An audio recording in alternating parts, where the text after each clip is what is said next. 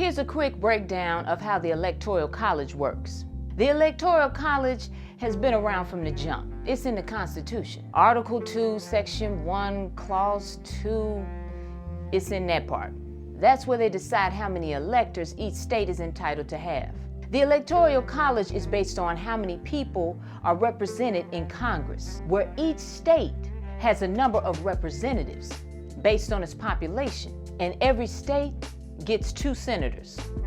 Delegates, which are the people we appoint to vote for us, they make up the Electoral College group of electors. For example, I live in the state of Illinois by way of Chicago. And when I cast my vote for president, my vote is added to a tally. And that tally shows who my state will vote for in the election for president. So even if a candidate wins my state by 1%, that candidate gets 100% of the Electoral College votes for my state.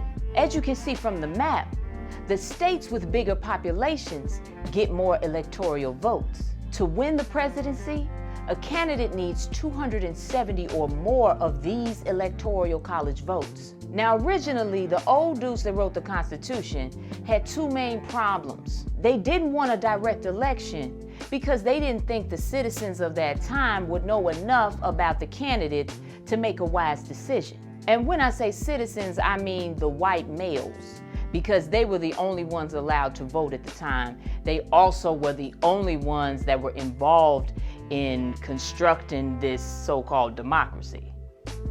Only white men were involved in this whole process. Just to be clear, you know, historical facts and all, right?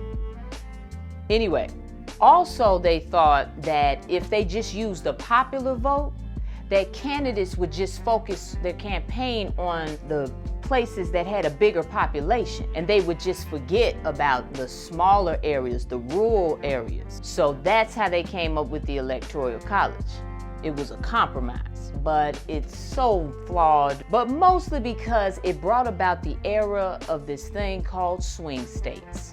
Elections are literally won and lost by the swing states. Swing states, which are also called purple states or battleground states, are states that don't lean toward one political party or another. All the major party campaigns go heavily into these swing states to get votes during competitive elections. In these states, it's often a very close race across the major parties. Swing states become the most critical states in every election because they're usually the tipping point for which candidate will win the Electoral College and become president. These are the usual suspects when it comes to swing states, the ones you always hear about on the news during an election season. In the last election between President Biden and Trump, President Biden won Arizona, Colorado, Georgia, Maine, Michigan, Pennsylvania, and Wisconsin. Trump, on the other hand, won Florida, Iowa, North Carolina, Ohio, and Texas. Biden won the election with 306 electoral votes versus Trump's 232 electoral votes. This is not an opinion. These are the facts. The numbers don't lie. People do. I said it. Let's move on. Do you see how important these swing states become? So what about everybody else?